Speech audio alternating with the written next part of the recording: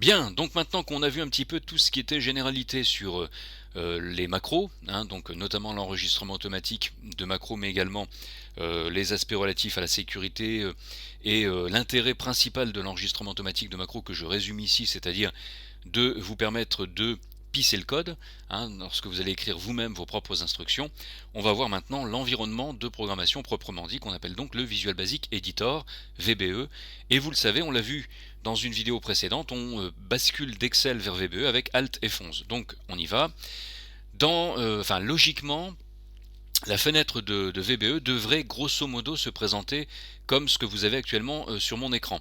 Vous n'aurez pas nécessairement ici, dans la partie principale de l'écran, du code, donc des instructions Visual Basic, ça pourrait être complètement vierge, ou éventuellement cette fenêtre pourrait être fermée, d'ailleurs je vais le faire. Donc vous pourriez, il y a plusieurs modules de code ouverts, donc vous pourriez au départ avoir un écran qui ressemble grosso modo à ça. On va voir comment on peut afficher ces différentes fenêtres. Première fenêtre qu'on va décrire, qui est très importante, la fenêtre projet. Alors, qu'est-ce qu'un projet? La fenêtre projet qui se trouve ici, vous voyez ici. La disposition des fenêtres au passage peut elle aussi être différente. Vous l'avez vu, ce sont des fenêtres qu'on peut fermer et rouvrir, hein. Ici, par exemple, la fenêtre projet, je peux la fermer comme ça et la réafficher avec affichage explorateur de projet. Je vais vous le rappeler après, hein, ou le raccourci clavier ici, CTRL R. Pareil pour d'autres fenêtres, la fenêtre propriété, etc. On va les passer en revue, hein, ne vous inquiétez pas. Grosso modo, la disposition de ces fenêtres peut également être différente. Vous avez vu qu'on peut détacher une fenêtre comme ça de l'écran, on peut la repositionner en la poussant et pour l'ancrer un petit peu vers le haut de l'écran. Alors c'est un petit peu délicat à faire, mais on voit que quand on pousse un petit peu, il y a une sorte d'attirance magnétique. Hop, donc là elles sont côte à côte, la fenêtre propriété je vais la mettre en dessous. Alors c'est jamais évident à faire, enfin moi personnellement je les laisse toujours ancrées à l'écran à peu près à l'endroit où elles sont. Parce que j'arrive, vous voyez, c'est pour ça, parce que c'est chiant, j'arrive jamais à les mettre comme je veux. Voilà. Non, c'est pas ça. Hop, il faut pousser un peu plus. Hop. Voilà, voilà. C'est pas encore tout à fait ça. C'est chiant en fait à faire, hein. Je voulais vous montrer qu'on pouvait la détacher pour... voilà. Voilà, c'est ça, vous voyez. Bon, donc ça tombe bien quand même, ceci dit, que ça se soit produit. J'ai du mal à articuler ce matin. Comme ça, vous voyez qu'en gros, c'est tellement chiant à faire qu'il vaut mieux les laisser aux endroits où elles sont. On peut les redimensionner, hein, comme toutes les fenêtres également. Voilà. Donc, je reviens à ce que je disais, la fenêtre projet, qui d'ailleurs était en haut. Donc, je vais avoir du mal aussi à la repositionner en haut. Non, c'est bon. Donc, la fenêtre projet, qu'est-ce qu'un projet? Un projet, grosso modo, au sens visuel basique, c'est-à-dire au sens de la programmation d'une application que vous pourriez faire dans Excel, sous Visual Basic, on désigne par projet l'ensemble des techniques qui participent à votre application Visual Basic. Alors, qu'est-ce que c'est en fait ces techniques qui participent à votre projet Visual Basic? Eh bien, ça commence par l'élément central de Visual Basic, les modules. On va en profiter pour donner une première définition, hein, dans Visual Basic. Qu'est-ce qu'un module? Donc là, vous avez cette catégorie module ici. Je vais réduire ça, je vais vous en parler après. Et donc ici, vous voyez, il y a la catégorie module, ici, avec un module par défaut qui est donc le module 1. Alors, un module, en fait, c'est un peu comme un fichier Word. Bon, c'est pas un fichier Word évidemment, mais dans l'esprit, c'est un petit peu comme un fichier Word qui contiendrait tout le code Visual Basic. En gros, un module, c'est un conteneur de code. Dans un module, vous pouvez avoir autant de procédures que vous voulez, c'est-à-dire autant de macros. Je rappelle que macro égale procédure, mais on va de plus en plus parler uniquement de procédure et plus tellement de macros. Et donc, dans un module, on peut avoir autant de procédures que l'on veut. C'est à vous d'organiser comme vous voulez votre code, c'est-à-dire que soit vous considérez que vous mettez tout dans le même module, des procédures d'importation de fichiers, de contrôle de cohérence, de déplacement de données, de création de tableaux croisés dynamiques, de graphiques, tout ce que vous voulez, ou alors vous pouvez catégoriser un petit peu vos traitements en créant vous-même vos propres modules. Pour ajouter un module, vous pouvez aller dans le menu insertion, ici, insertion, module, et donc vous avez un module 2, vous voyez, qui vient de s'afficher ici. Sachant que ces modules, vous pourrez les renommer, évidemment, avec, entre autres, la fenêtre propriété qu'on n'a pas encore décrite, mais vous voyez ici qu'il y a une fenêtre propriété avec une propriété name. Eh ben, je vais renommer le module 1, je vais l'appeler par exemple import. Voilà, on considère que ce module contiendrait toutes les procédures qui visent à importer des données extérieures, par exemple d'un ERP quelconque, SAP ou un autre, dans Excel en vue de faire des traitements dessus, et uniquement des procédures d'import. Le module 2, eh ben, on pourrait le renommer, donc je change la propriété name, on pourrait le renommer par exemple restructuration des données, vous voyez, restructuration données. Alors vous n'avez pas droit aux espaces dans les noms de modules, donc vous mettez un trait de soulignement en général, ou alors vous mettez une majuscule pour chaque mot. Ouais, bref, le tout, c'est que ça vous parle à vous. Donc, voilà cette notion de module. Donc, module égale conteneur de code, grosso modo. Et au passage, vous notez ici qu'on est dans le projet personnel.xlsb. Je rappelle que le personnel.xlsb, c'est le classeur dans lequel sont stockés les macros automatiques enregistrés en prenant l'option classeur de macros personnel. Autrement dit, des macros qui sont disponibles pour tous les autres classeurs, qui sont exécutables sur tous les autres classeurs. Donc, ce que je voulais vous dire là-dessus, c'est que je sais plus, j'ai perdu le fil. Ah oui, on est dans le classeur personnel.xlsb et donc on a ces deux modules. Par contre, on a l'autre classeur ouvert, le classeur de test. Je fais Alt F11 et vous voyez, on est dans le classeur test actuellement dans Excel. Et donc ce classeur test, lui aussi, contient éventuellement des modules si vous avez fait un enregistrement, au moins un enregistrement automatique de macro en étant dans ce classeur. Ou si vous avez vous-même créé le module dans Visual Basic pour saisir du code dedans. Bien, donc on a autant de projets ici que de classeurs ouverts. Grosso modo, classeur égale projet. Enfin, projet égale classeur. Vous aurez autant de projets dans la fenêtre projet que de classeurs ouverts. C'est pour ça qu'ici on est sur le classeur, enfin sur le projet personnel.xlsb. Et si je fais un double-clic sur un des modules, de mémoire ça devait être le premier module que j'avais appelé import, donc je fais un double-clic pour afficher la fenêtre de code, et bien ici on a le code qui correspond notamment pour cette partie-là, vous voyez, qui correspond à la petite macro que j'avais enregistrée tout à l'heure lors d'une vidéo précédente pour illustrer l'enregistrement automatique de macro. Et bien tout le code a été généré dans ce module qui s'appelait initialement module 1 dans le personnel.xlsb et que j'ai renommé import. Et vous voyez que les procédures, là c'est une autre procédure que moi j'avais juste écrite en vue des montages vidéo si jamais je fais une coupure en plein milieu d'un enregistrement, et bien les différentes macros sont séparées entre elles par un trait horizontal ici, donc on peut les repérer comme ça.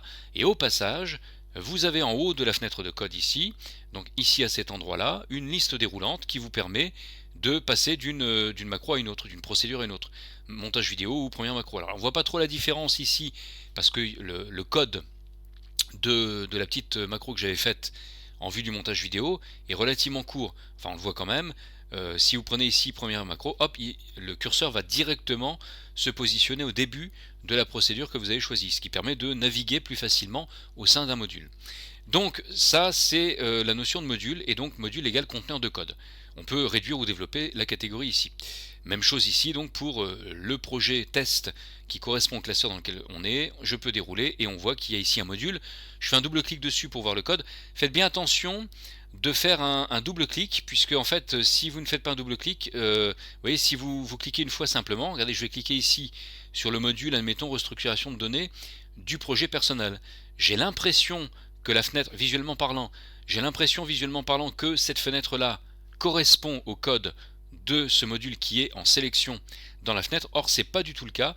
En fait ici vous voyez qu'on est dans le classeur personnel.xlsb module 1, et donc le personnel.xlsb module 1 c'est import ici.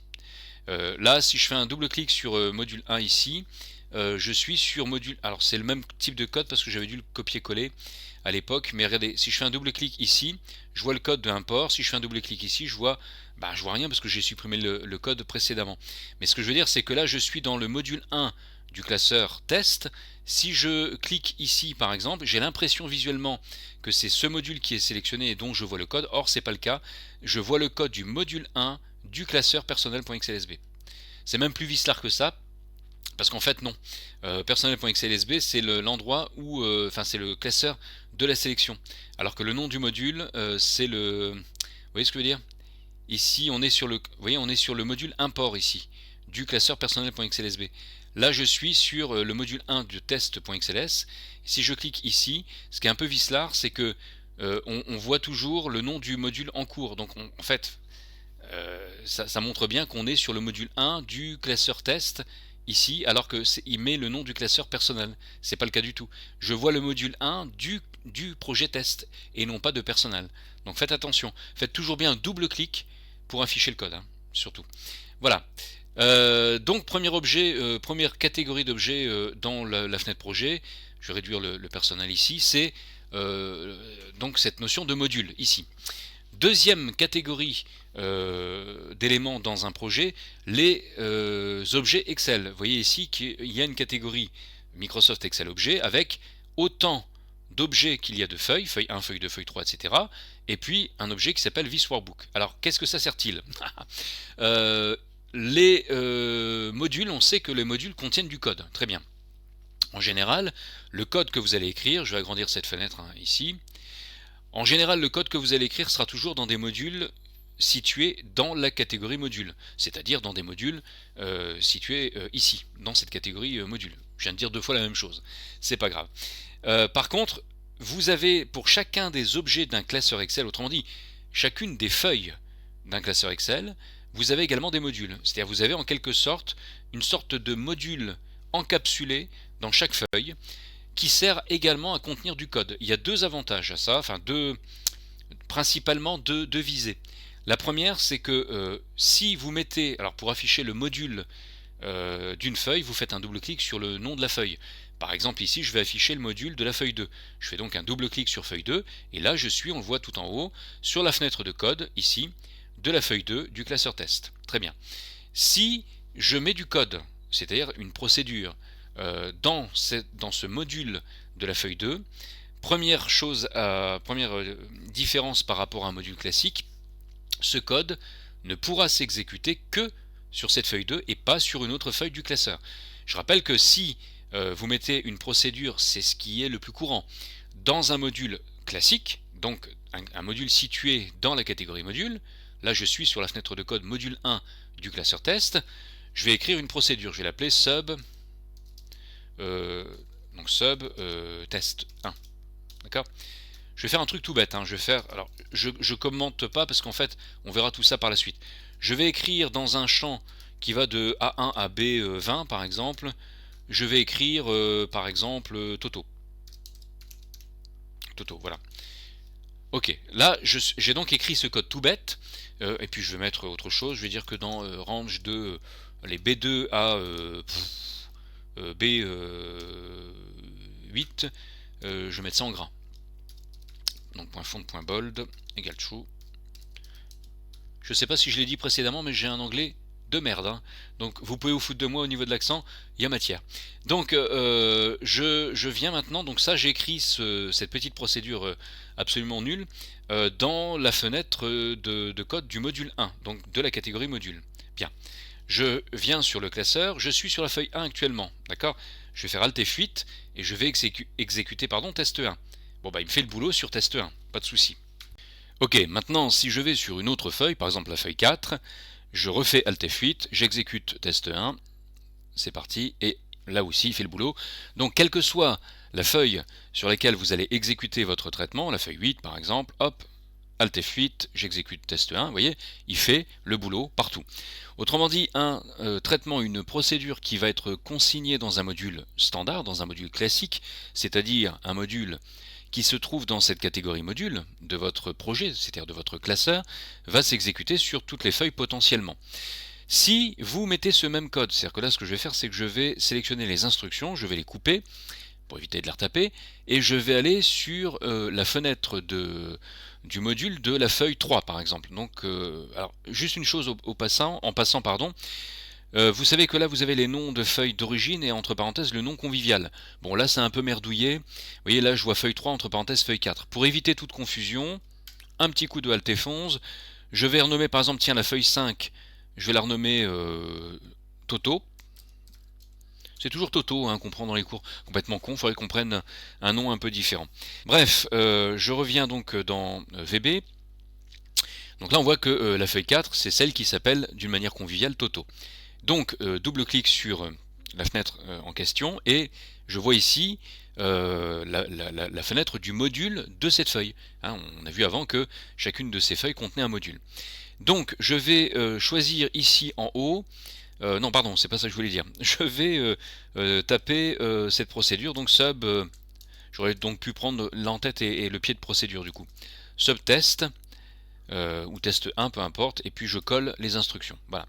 Donc c'est exactement la même chose que ce que j'avais auparavant dans le module 1, dans lequel il m'était resté l'entête et la fin de procédure, mais je les vire.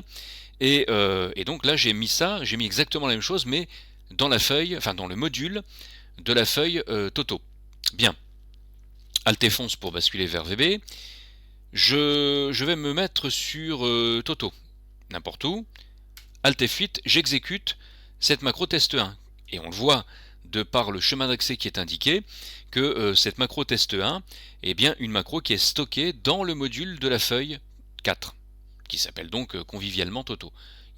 Ça c'est un peu con, hein, il met toujours dans les références le nom d'origine de la feuille et non pas le nom actuel de la feuille. Bon, donc ça peut prêter à confusion.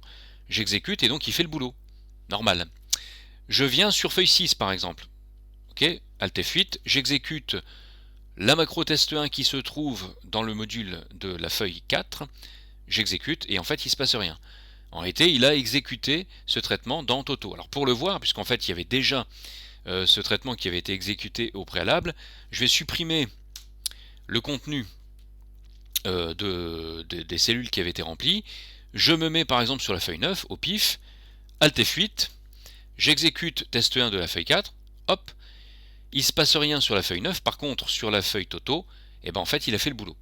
Donc, vous voyez le premier avantage des procédures que vous allez écrire non pas dans des modules classiques, mais dans des modules d'objets, c'est-à-dire des modules d'une feuille particulière par exemple, c'est que ça va limiter la portée d'exécution à cette seule feuille. L'avantage, c'est lorsque vous avez par exemple un traitement qu'il serait non seulement inapproprié, mais même préjudiciable d'exécuter sur une feuille qui ne soit pas concernée. Par exemple, si c'est un traitement qui va sans arrêt faire des tas de suppression de données, des déplacements, des copies, etc. Imaginez si vous lancez ce traitement par inadvertance sur une feuille qui n'est pas du tout concernée par les mêmes données, bah, ça peut tout vous flinguer. Et dans une macro, contrairement aux actions que vous pouvez faire vous manuellement dans Excel, il est impossible d'annuler là où les dernières actions. C'est-à-dire une fois qu'une série d'actions a été engagée par une macro, c'est terminé. Donc, premier avantage des modules de feuilles, donc limiter la portée d'exécution des traitements à une certaine feuille. Ça, c'est le premier avantage. Deuxième avantage, vous avez la possibilité de créer ce qu'on appelle des procédures événementielles. Alors, qu'est-ce que c'est-il que ce truc-là ? Jusqu'à présent, vous pouviez penser que un traitement, pour qu'il s'exécute, bah, il fallait que vous le décidiez vous. C'est-à-dire que jusqu'à présent, ça fait 2 fois que je dis jusqu'à présent, hein, mais on pouvait penser que si je veux qu'un traitement s'exécute, il faut que je fasse Alt F8 ou que je clique sur une icône, bref, toutes les méthodes d'exécution qu'on a vues précédemment. Eh ben non, en fait, on peut aussi expliquer, enfin dire, on n'explique rien en fait, on peut aussi dire à Visual Basic que si sur un certain objet, on aura l'occasion de détailler un peu plus cette notion d'objet, mais prenons pour l'instant un exemple simple. Si sur une feuille précise, il se déclenche un événement tel que, par exemple, quand j'active la feuille, ou quand je quitte la feuille, ou sur une feuille quand je change une sélection, ou quand la feuille se recalcule, ou quand je change une valeur dans une cellule quelconque de cette feuille, alors je vais faire un traitement. Et bien en fait, si vous faites ça, la procédure va se déclencher automatiquement d'elle-même dès lors que l'événement va se produire. On va illustrer ça tout de suite par un exemple. C'est-à-dire que je vais, dans Excel, je vais renommer une feuille pour bien illustrer ça, la feuille 7 par exemple. Donc je vais la renommer événement. Avec un accent, ce serait mieux. Événement. Voilà. Donc, Alt F11 pour aller dans VB. Je vais aller sur la fenêtre de code de ce module événement. Ok. Tout en haut, vous avez une liste déroulante qu'on n'a pas touchée jusqu'à présent, qui s'appelle Général.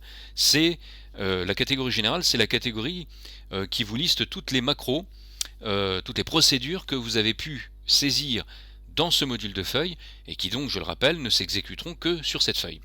Mais si vous déroulez cette liste, vous avez l'objet Worksheet. Et donc Worksheet qui veut dire feuille de calcul en anglais, donc Visual Basic. Et donc vous le voyez que tout de suite, il vous crée un en-tête et un pied de procédure. On aura l'occasion, ne vous inquiétez pas surtout. Pour l'instant, j'insiste encore lourdement là-dessus, il ne s'agit pas de comprendre les instructions du tout. Il s'agit de comprendre le mécanisme de ce que je suis en train de vous expliquer, c'est-à-dire le principe de l'exécution automatique en réponse à un événement. Le reste, pour l'instant, vraiment, on s'en fout. On va voir plus tard. Donc, il vous crée automatiquement un en-tête et un pied de procédure associé à un événement qu'il juge le plus courant, c'est-à-dire le changement de sélection. Le changement de sélection, c'est un événement qui va se produire évidemment chaque fois que vous allez sélectionner une zone, mais également quand vous allez cliquer sur une cellule ou quand vous allez déplacer au clavier la cellule active, puisque une cellule active, c'est une sélection d'une cellule. Donc, nous, c'est pas cet événement-là qu'on va choisir, on va prendre l'événement Activate. Et donc l'événement Activate, donc vous voyez, il crée automatiquement l'en-tête et le pied de procédure, et ben on va faire un traitement qu'on va vouloir associer automatiquement au fait qu'on active une feuille. Par exemple, je voudrais mettre à jour automatiquement dans la cellule A1 par exemple, la date et l'heure à laquelle je suis arrivé sur cette feuille. Donc je vais faire un range de A1 égale now. Ok. Je bascule sur Excel. Donc là, il ne se passe rien, évidemment, parce que même si je clique sur la feuille, puisque quand je clique sur la feuille, ce n'est pas l'événement Activate de la feuille qui se déclenche. Je n'active pas cette feuille, elle est déjà active. J'active des cellules différentes. Donc c'est l'événement Selection Change qui se déclenche en réalité. Toujours mon anglais pourri. Je vais aller sur la feuille 2 ou 8 ou 9, peu importe. Donc je quitte la feuille événement et je reviens sur cette feuille événement. En fait, on voit qu'il a automatiquement écrit la date et l'heure à laquelle je viens d'arriver sur cette feuille. On peut le contrôler avec, en bas à droite de mon écran, la date et l'heure. Vous voyez qu'il est bien, on est bien le 18 juin 2019 et il est bien 11h11. C'est bien la date qu'il a mis à jour ici dans la cellule A1. Alors là, je pourrais éventuellement faire autre chose, peu importe, mais en tout cas, il a bien fait le boulot. Si je quitte cette feuille, ok, et que je reviens, alors je vais attendre un petit peu, parce que là il est 11h11, ou à la limite, ce que je peux faire, c'est, parce que je vais peut-être pas attendre une minute, c'est supprimer cette cellule pour le forcer à réécrire, et puis je reviens sur la feuille événement, hop, il a bien remis à jour avec la date et l'heure du moment. Bien.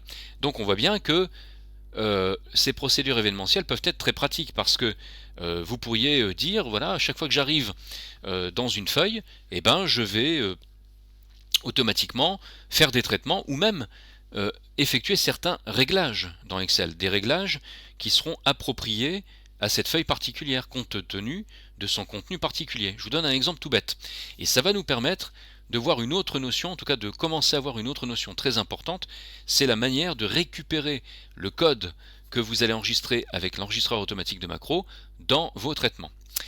Supposons que dans cette feuille, j'ai besoin, quand je fais entrer, non seulement... Alors là, attendez, je reviens à la situation d'origine. Je vous explique après. Parce qu'en fait, je l'avais déjà paramétré précédemment.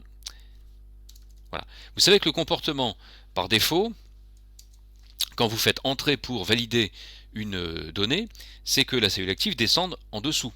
Donc c'est censé faciliter, et ça facilite d'ailleurs la saisie dans un tableau, une saisie colonne par colonne. Bien. Donc vous voyez, 74, 99, etc. Et à chaque fois la cellule active descend. Bien. Par contre, il y a des tableaux dans lesquels vous allez préférer éventuellement faire une saisie non pas colonne par colonne, mais ligne par ligne. Alors, on peut toujours, sans changer l'option dont je vais vous parler, on peut toujours, au lieu de valider par entrée, appuyer sur la flèche droite et donc on valide et en même temps on se déplace à droite. Pas de souci. Sauf que la touche quand même instinctive de validation, c'est la touche entrée, et comme en plus, quand on saisit des valeurs numériques, il y a une touche entrée juste à côté du pavé numérique, enfin intégré au pavé numérique, c'est quand même vachement plus simple d'appuyer sur la touche entrée plutôt que de s'emmerdouiller à taper sur des flèches pour valider, en fonction du sens de déplacement que l'on veut. Donc, ce que je vais faire ici, c'est que vous êtes d'accord que je ne connais pas l'instruction Visual Basic qui permet de déplacer, enfin qui permet de changer la configuration d'Excel en demandant que la cellule active se déplace à droite plutôt qu'en dessous. Bon, en réalité je la connais, mais je pourrais ne pas la connaître. Je ne suis pas censé, et c'est le cas, hein, je ne suis pas censé connaître les 4-5 000 instructions de Visual Basic. Ce serait complètement con. Enfin, je veux dire, je vois pas l'intérêt de retenir des instructions alors qu'on peut les générer en 3 secondes 12 avec un enregistrement automatique de macro. Vous voyez ce que je veux dire? Donc, ce qu'on va faire ici, c'est que je vais déclencher l'enregistrement automatique de macro. Donc concrètement, je clique sur la petite icône ici, vous voyez, en bas, à côté du statut prêt, là, dans la barre d'état. Donc je clique sur cette icône ici. Ok. Il va me proposer un nom pour l'enregistrement automatique de macro. Le nom, concrètement, je m'en fous, ce nom-là, parce que le but de cette macro que je m'apprête à enregistrer, c'est pas de l'exécuter en tant que tel, c'est de récupérer le code Visual Basic qu'elle va générer. Donc, comme je l'exécuterai jamais directement, cette macro, je me fous complètement du nom. Donc, je vais garder macro 2. Ce classeur, comme lieu de stockage parfait, comme ça n'encombre pas votre classeur de macros personnel, c'est-à-dire le classeur qui contient toutes les macros publiques censées pouvoir être exécutées sur tous les classeurs, et donc je fais OK. Je vais ensuite aller dans l'option, donc fichier options, l'option qui me permet de changer le sens de déplacement de ma cellule active après validation par la touche entrée. Donc ça se trouve dans les options avancées, et donc dans les options avancées, vous voyez ici c'est la première option, vous avez déplacé la sélection après validation, et on peut choisir ici le sens, donc je vais prendre droite. Je fais OK pour valider. Bien. Je vais arrêter mon enregistrement automatique de macro. Je clique donc sur le bouton stop. Bien. Une chose à dire, je vais quand même retourner dans fichier options pour remettre dans les options avancées un sens vers le bas, parce que sinon, on ne verra pas que la macro s'est exécutée et que le sens a véritablement été changé.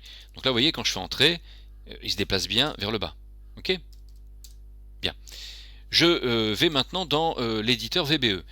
Dans VBE, il m'a créé un module qui s'appelle ici module 2. Alors il a tendance, au passage, je vous le dis parce que c'est un truc qu'il faut savoir simplement, quand vous faites un enregistrement automatique de macro, il est un peu capricieux. Soit il va consigner les différentes macros automatiques que vous aurez générées dans un même module, en les séparant par un trait horizontal comme ça, soit il va vous créer de temps en temps un module complémentaire, dans lequel il aura stocké la nouvelle macro automatique que vous aurez créée. Bon, concrètement, on s'en fout complètement, parce que votre but c'est de récupérer le code en faisant du coupé-coller, ou même du copier-coller, puis après vous virez complètement le code ou même le module. Pour supprimer un module, vous faites un clic droit sur le module, vous choisissez supprimer module 2, en l'occurrence ici. Il va vous demander avant si vous voulez exporter le fichier, enfin le module avant de le supprimer, ce qui aura pour conséquence de créer sur votre disque dur, à l'emplacement que vous allez souhaiter, un fichier d'extension base, BAS comme basique. Ça peut être utile quand vous voulez envoyer par exemple par mail à quelqu'un du code Visual Basic sous forme d'un fichier, comme ça il n'a plus qu'à le récupérer, il fait un copier-coller ou éventuellement il importe le module. Bref, là je vais dire que je ne veux pas exporter le module 2 et donc vous voyez mon module est complètement supprimé et puis je m'en fous complètement puisque j'ai préalablement copié le code. Je fais un double clic sur la feuille événement et donc sur cette feuille événement, ce que je vais faire c'est que je vais choisir donc lorsque j'active la feuille, je vais garder en fait le fait de d'écrire dans la cellule A1 la date et l'heure du jour, pourquoi pas, mais je vais ajouter le changement de direction lorsque je validerai avec la touche entrée. Donc vous voyez application.move after return direction, my English is very very bad, égale Excel to right, donc pour un déplacement vers la droite. Je reviens dans Excel, donc là actuellement, si je saisis des données, je me déplace toujours vers le bas. Pourquoi? Parce que l'événement Activate de cette feuille n'a pas encore eu l'occasion de se déclencher. Je vais sur la feuille 2, par exemple à côté. Très bien. Sur la feuille 2, je m'aperçois que quand je valide, je me déplace bien vers le bas. Je reviens sur la feuille événement, et puis là je vais saisir une donnée, 79, je fais entrer. Alors vous ne pouvez pas le voir sur mon clavier, mais je vous jure que j'appuie bien sur la touche entrée. Et vous voyez, hop, il se déplace vers la droite. Ok? Donc ça c'est quand même vachement pratique parce que d'une manière complètement transparente, vous avez pu changer le comportement, un certain comportement d'Excel approprié à une certaine feuille particulière. Par contre, si je me déplace vers une autre feuille, et en fait il a gardé ce déplacement vers la droite et c'est logique, puisque ce qu'on lui a dit c'est juste quand tu viens sur la feuille événement, tu changes le sens de déplacement pour aller à droite et c'est tout. On lui a pas dit, par contre quand tu quittes cette feuille, il faudra que tu penses à revenir à l'option d'avant, c'est-à-dire te déplacer vers le bas. Donc on va lui dire, je vais aller sur Alt F11, enfin je vais faire Alt F11 pardon, pour aller dans VBE, et puis je vais choisir ici l'événement deactivate de la feuille, donc de la feuille événement. Bien, donc il me crée mon en-tête et ma fin de procédure. Je vais pas prendre le range de machin parce que ça sert à rien. Par contre, je vais prendre cette instruction là, je vais la copier, je vais venir ici, je vais la coller, et puis là je vais juste changer l'instruction qui me permet de me déplacer en bas, à droite ici. Et donc je vais retaper ici égal pour qu'il me propose automatiquement les sens possibles. Et donc je vais rechoisir Excel Down. Voilà. Encore une fois, on se fout des instructions, vous n'avez pas à retenir ça, et j'aurais très bien pu, d'ailleurs, refaire un enregistrement automatique de macro pour refaire fichier, option avancée, tu te déplaces non plus à droite mais en bas, je faisais OK, je retournais dans le module général dans lequel il m'aurait consigné l'instruction, et puis je la copier-coller. Bon, sauf que ici, à part cette dernière variante, ici, tout le restant était exactement structuré de la même manière. Ça c'est parce que je le sais, et vous le saurez aussi, quand vous aurez suivi le cours Visual Basic un peu plus loin, vous saurez tout ça, et donc vous saurez ajuster très rapidement des instructions similaires si vous voulez. Toujours est-il qu'on revient à nos moutons. Donc là je lui ai dit, pour résumer, que quand j'active la feuille, j'écris la date et l'heure du jour dans la cellule A1 et je me déplace vers la droite si je dois faire entrer pour valider. Alors que quand je quitte cette feuille, quelle que soit la feuille sur laquelle je vais par ailleurs, eh bien je dois remettre le comportement par défaut, c'est-à-dire que la touche entrée doit avoir pour effet de me déplacer vers le bas. Je rebascule vers vers Excel, pardon. Là je suis sur la feuille 6, et donc si je fais 45 entrées, je me déplace toujours vers la droite parce que c'est le sens de déplacement qui était resté. Je viens sur événement, là il va se déplacer à droite, c'est normal. Ok. Ok. Je viens sur la feuille 8. Ok. Je saisis. Je saisis toujours les mêmes nombres. Je suis en train de m'apercevoir de ça. Donc là, vous voyez que sans avoir eu besoin de changer quoi que ce soit, quand j'appuie sur la touche entrée, je me déplace vers le bas. Ok. Je viens sur la feuille événement. Ok. Je viens ici, je saisis quelque chose. Je fais entrer, je me déplace à droite. Ok. Je viens sur la feuille 4. Ok. Je saisis quelque chose, je me déplace en dessous.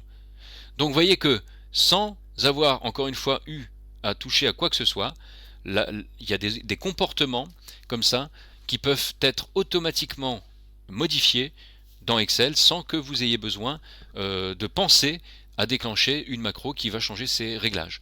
Donc là c'était un exemple tout simple parce qu'on pourrait évidemment modifier plein d'autres options en même temps, et puis en même temps faire des traitements purs, des écritures de cellules, des copies de données transparentes dans le sens sans que ça se voit vers une feuille cachée. Enfin, vous voyez, on peut imaginer tout un tas de choses. Imaginez que dès que vous quittez une feuille, vous lancez l'impression de cette feuille, ou enfin j'en sais rien. Enfin, en Visual Basic, on est limité que par son imagination. Donc c'est ça qui est à la fois génial et en même temps un peu compliqué en cours, parce qu'on aura envie de montrer plein de choses différentes. Et puis en fait, même si on montrait 10 exemples, 20 exemples d'une même fonctionnalité, on n'aurait jamais fini de toute façon, parce que tellement c'est infini. Voilà. Donc voilà pour le deuxième avantage des modules qui sont attachés aux feuilles, qui sont encapsulés dans les feuilles d'Excel. Donc je rappelle, premier avantage, possibilité de créer avec la catégorie générale ici, de créer des procédures qui seront limitées en termes d'exécution à la seule feuille sur laquelle le code est stocké. Et deuxième avantage, la possibilité, en choisissant dans cette première liste de choix l'objet worksheet, c'est-à-dire l'objet feuille de calcul, la possibilité de choisir un événement qui se déclenche régulièrement sur cette feuille et d'associer du code à cet événement, de sorte que ce code s'exécute automatiquement sans que vous ayez besoin de faire quoi que ce soit, sans intervention de votre part. Les événements, on les balaye rapidement. Vous avez remarqué au passage également que les événements auxquels sont actuellement associés des macros, enfin des procédures, on ne va plus parler de macros, c'est la même chose, mais procédures est plus précis, sont en gras. Donc vous savez tout de suite en déroulant la liste des événements quels sont les événements qui sont actuellement associés à du code. Donc Activate et Deactivate, on l'a vu. Vous voyez, vous avez des événements associés aux événements de suppression de données, de double-clic ou de clic droit de la souris, quand on recalcule une feuille, quand on change une donnée sur la feuille, quelle que soit cette feuille, quand on clique sur un lien hypertexte, ça je ne sais plus ce que c'est assez nouveau dans les versions récentes, mais peu importe. Là, alors au passage, là, si vous ne savez pas à quoi ça correspond, une petite recherche internet, vous l'avez tout de suite. Hein. N'hésitez pas, on aura l'occasion d'en parler un peu plus loin dans le cours. N'hésitez surtout pas à, ou même faire de l'aide en ligne hein, vous faites un coup de F1 sur un événement ou sur une instruction et vous avez directement l'aide de l'instruction. Tous les événements liés au tableau croisé dynamique, les mises à jour de tableau croisé, etc. Quand on change de sélection, autrement dit quand on se déplace ou quand on fait une sélection, et puis ça c'est quand on met à jour les tables au sens Excel. Voilà, donc vous avez tous ces événements qui sont disponibles. Et pour terminer ce sujet des modules de feuilles et d'objets, en tout cas les modules d'objets d'Excel, vous avez, puisqu'en fait c'est bien la catégorie dans laquelle on est, hein, Microsoft Excel Objet, donc on a vu en fait cette notion de module de feuilles, vous avez ici un objet qui s'appelle This Workbook. Je fais un double clic dessus pour voir le code, enfin le module de code de This Workbook qui est vide pour l'instant évidemment. Et vous remarquez une chose, c'est que là, si je prends l'objet Workbook, eh ben, vous avez des événements qui sont d'ailleurs un peu plus nombreux et qui sont des événements qui peuvent se produire sur un classeur. Par exemple, sur un classeur, vous avez l'événement Open quand on ouvre le classeur. Vous pourriez dire que quand vous ouvrez ce classeur précis, doit automatiquement se déclencher un traitement. Par exemple, ça peut être un traitement qui va vérifier des choses, faire des copies de données, effacer des choses, vous positionner automatiquement sur une nouvelle feuille, etc. Mais vous avez au niveau du classeur plein d'autres événements. Je ne vais pas tous les passer en revue, mais c'est à vous après de balayer tout ça et de chercher. J'aurai l'occasion de vous le dire 50 000 fois également, mais j'en profite ici. Si vous n'êtes pas curieux, si vous avez l'habitude de faire ce qu'on vous a montré et pas plus, laissez tomber Visual Basic. Enfin, vous ferez jamais rien dans Visual Basic. Il faut être curieux.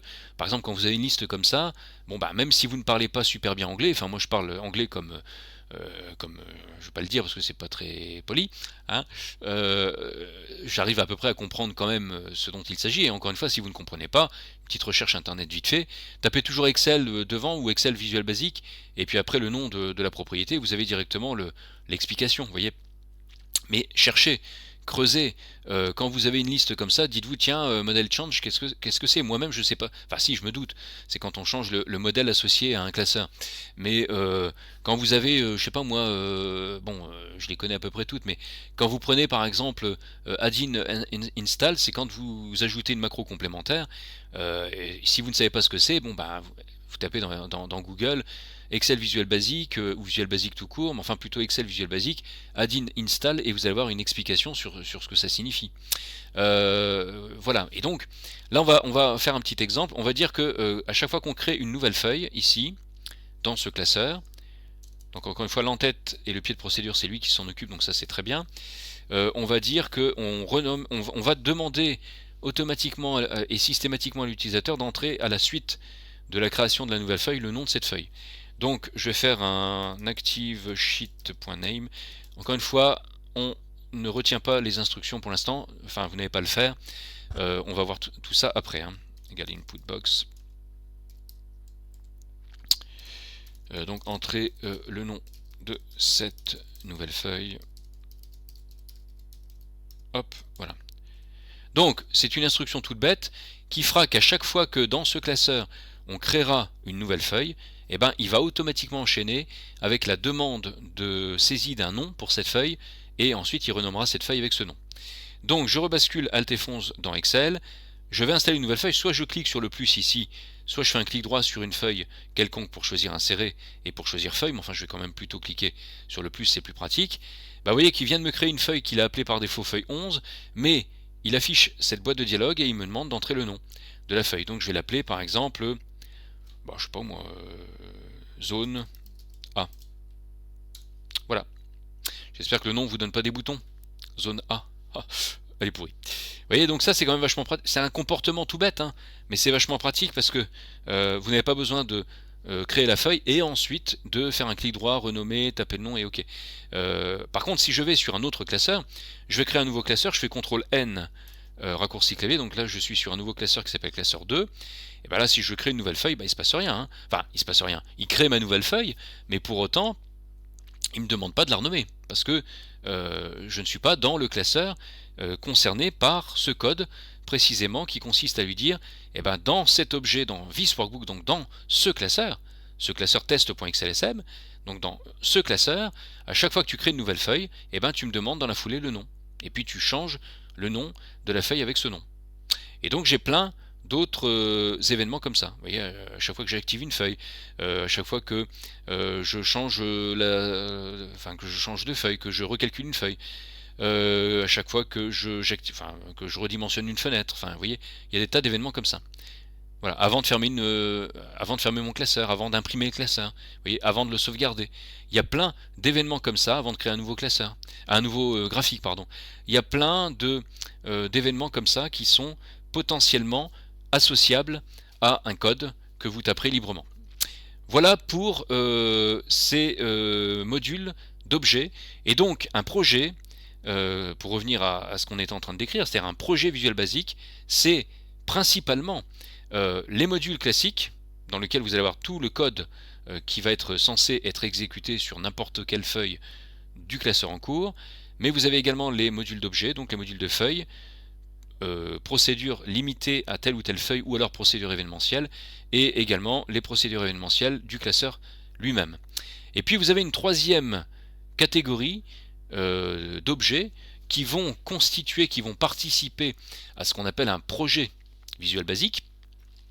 On ne verra pas tout de suite ce type d'éléments, mais je vais quand même vous le montrer rapidement, au moins vous montrer la présence potentielle possible dans la fenêtre projet. C'est ce qu'on appelle des user forms. Alors les user forms, qu'est-ce que c'est-il? Un user form, c'est un formulaire, hein, pour ceux qui parlent un minimum anglais, ils avaient compris tout de suite, c'est un formulaire utilisateur. Vous avez la possibilité, dans le cadre de vos applications Visual Basic, de créer des formulaires sur mesure, c'est-à-dire, je vais aller dans Insertion User Form ici, on voit qu'il vient d'installer la troisième catégorie dans les objets d'un projet Visual Basic, c'est ce qu'il appelle lui la catégorie feuille. Alors ça par contre c'est un petit coup de gueule vite fait en passant, je l'ai poussé pendant des années en cours présentiel. Ça c'est vraiment très, très maladroit de leur part, c'est complètement con. Ils ont donné en fait au titre français le nom feuille. Alors c'est vraiment con parce que y a une confusion, une ambiguïté absolue avec les feuilles de calcul d'Excel. Or ça n'a strictement aucun rapport. Ce qu'ils appellent feuille ici, c'est ce qu'ils auraient dû traduire par formulaire et non pas par feuille. Et d'ailleurs, user form, c'est pas traduisible en feuille en français pour autant. Mais bon, ils ont appelé ça feuille. Bon, retenez qu'ils ont appelé ça feuille et que c'est con et qu'ils auraient dû appeler ça formulaire. Et donc ici, vous avez la possibilité avec cette catégorie user form ici, d'ajouter des contrôles, c'est-à-dire que vous pourriez mettre des zones de texte, des listes déroulantes, des cases à cocher, etc. et pour créer votre propre boîte de dialogue sur mesure. Et donc ensuite intégrer cette boîte de dialogue dans vos applications, parce que ce qu'il faut dire, c'est que une application Visual Basic, c'est pas seulement des traitements qui s'exécutent comme ça à la queue leu très rapidement. Ça peut aussi, et c'est là que vous gagnez en convivialité et en souplesse, parce que vous pouvez aussi dans votre traitement demander ou arrêter ou suspendre momentanément votre traitement pour proposer une boîte de dialogue de saisie à l'utilisateur, lui demander de choisir parmi une liste déroulante une option, de cocher une case à cocher s'il souhaite une option complémentaire ou pas, de faire un choix exclusif parmi 3 ou 4 boutons d'options, c'est les boutons ronds, par exemple un mode de règlement, est-ce que c'est une carte bancaire, est-ce que c'est un prélèvement, j'en sais rien. Et donc vous pouvez associer également, donc vous pouvez bâtir des boîtes de dialogue spécifiques et sur mesure que vous allez intégrer dans vos applications. Vous avez tous vu ça dans d'autres applications que vous avez manipulées. Il est possible, c'est comme ça qu'on crée l'interface avec l'utilisateur, c'est-à-dire que vous pouvez aussi utiliser Visual Basic non pas pour vous seulement, pour uniquement automatiser des traitements pour vous, mais vous pourriez aussi, pourquoi pas, développer dans Visual Basic pour Excel des applications pour d'autres utilisateurs que vous. Des gens de votre service par exemple, des gens qui travaillent avec vous, ou des gens de l'entreprise tout simplement. Donc vous pourriez en quelque sorte même si vous ne l'êtes pas forcément à titre professionnel, vous pourriez vous improviser entre guillemets développeur. Si vous avez un certain goût, une certaine appétence pour Visual Basic, bah, je peux vous dire que dans les entreprises ça se sait rapidement, et il y a pas mal de gens qui vont venir vous voir en disant dis donc tu peux pas me faire un petit traitement ou une petite application là, tu sais, qui me demanderait de saisir, je sais pas moi, un poids d'un camion que j'ai reçu, et puis un nombre de palettes, et puis ça me ventile directement sur mes feuilles le poids maximum ou moyen par palette, etc. Vous voyez, vous allez avoir des gens comme ça de toute façon qui pourraient vous solliciter. Alors, il y a deux façons de prendre les choses. Soit on se dit bon, ils sont un peu emmerdants et moi j'ai déjà pas de temps pour moi, ou alors on se dit bah tiens, c'est bien parce que j'en ai pas forcément pour longtemps. Enfin, moi je sais que j'ai toujours raisonné comme ça, et au moins ça va m'apporter un peu plus parce que je vais être confronté à des situations nouvelles, et c'est comme ça que je vais progresser. Donc j'ai pu rendre service à plein de gens comme ça, et en même temps bah, j'ai appris au fur et à mesure que bah, la pratique m'a forgé, hein. Bon, c'est une façon de voir les choses. Donc pour terminer cette vidéo, en tout cas vous avez une troisième catégorie qui s'appelle feuille, et qui va donc, comprenez formulaire ou boîte de dialogue comme vous voulez, et qui va lister, je vais en insérer une deuxième pour la forme, et qui va lister les différentes boîtes de dialogue sur mesure que vous pourriez créer. Vous voyez la user form 2 par exemple ici, je vais l'agrandir. Alors je pourrais mettre des boutons, enfin installer des zones de texte, des titres, des listes déroulantes, etc. Mais je ne vais pas le faire parce que c'est pas l'objet de ce chapitre.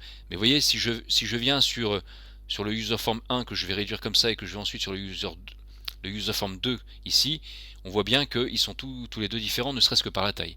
Et donc, cette catégorie feuille va héberger toutes vos boîtes de dialogue sur mesure que vous aurez conçues, et auxquelles vous pourrez aussi associer au passage du code Visual Basic pour que se déclenche automatiquement, sous forme événementielle, des traitements dès lors que vous aurez quitté une zone de saisie pour aller vers une autre, dès lors que vous allez cliquer pour dérouler une liste déroulante.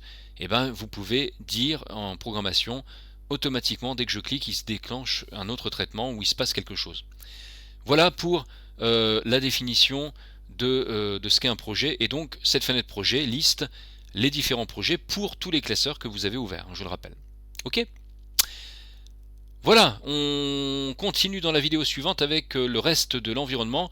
Rassurez-vous, ça va être un petit peu plus rapide, enfin même nettement plus rapide. La fenêtre la plus longue à décrire, c'était évidemment cette fenêtre projet, et ça se comprend parce qu'en fait c'est le cœur de tout ce que vous allez faire dans Visual Basic, et notamment il fallait que je vous explique ce qu'était un module, ensuite ce qu'était avec des exemples, ensuite ce qu'étaient les modules d'objets, etc. Tout ça, ça a pris du temps, et en fait ça va aller beaucoup plus vite pour les autres fenêtres, notamment propriété, exécution, etc. A tout de suite pour la vidéo suivante. J'espère que vous tenez le coup et que c'est pas trop dur. Un dernier mot, je suis très bavard, hein. Un dernier mot, j'étais pareil en présentiel, hein, donc du coup ils m'ont viré. Ils m'ont dit dis donc Fifi, maintenant tu vas faire des cours en présentiel, en ligne, comme ça tu nous feras plus chier. Donc dernier mot quand même, sans rire. Je sais plus. Je sais plus ce que je voulais vous dire. Allez, c'est pas grave. À tout de suite.